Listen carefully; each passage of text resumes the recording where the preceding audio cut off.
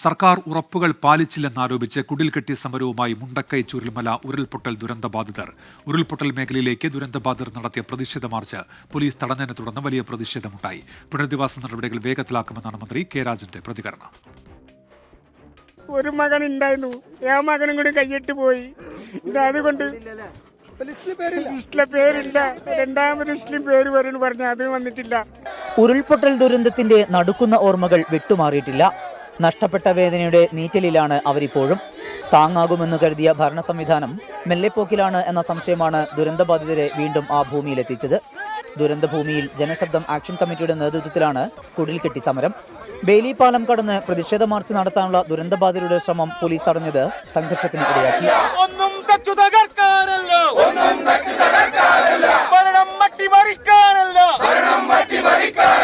നമുക്ക് വാടക കൊടുക്കാൻ പൈസ ഇല്ല, ഞങ്ങളവിടെ പോയി നിൽക്കുകയാണ്. വായ്പയുടെ പേരിൽ ബാങ്കിൽ നിന്നുള്ള സമ്മർദ്ദം ഇപ്പോഴുമുള്ളത് ദുരന്തബാധിതരുടെ സമ്മർദ്ദം ഇരട്ടിയാക്കുന്നുണ്ട്.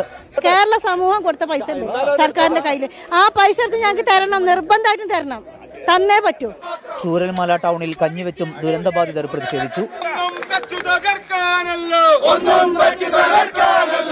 5 സെന്റിൽ കൂടുതൽ ഭൂമി ദുരന്തബാധിതർക്ക് നൽകാനാകുമോ എന്ന് പരിശോധിക്കുന്നുണ്ട് എന്നായിരുന്നു റവന്യൂ മന്ത്രി കെ രാജന്റെ പ്രതികരണം. ഇപ്പോൾ 5 സെന്റ് എന്ന വാദത്തിലൊന്നും മുറുകെ പിടിക്കുന്നില്ല ഗവൺമെന്റ്. അതിനേക്കാൾ കൂടുതൽ കൊടുക്കാനാകുന്ന സാഹചര്യം ഉണ്ടോ എന്ന് സർക്കാർ പരിശോധിക്കുകയാണ്.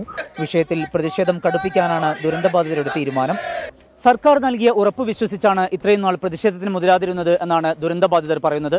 എന്നാൽ ഇനി അതുണ്ടാകില്ലെന്നും ഇവർ മുന്നറിയിപ്പ് നൽകുന്നു. ചൂരൽമലയിൽ നിന്ന് അഭിലാഷ് പള്ളിക്കരയ്ക്കൊപ്പം സമീർ സി മുഹമ്മദ്, 24.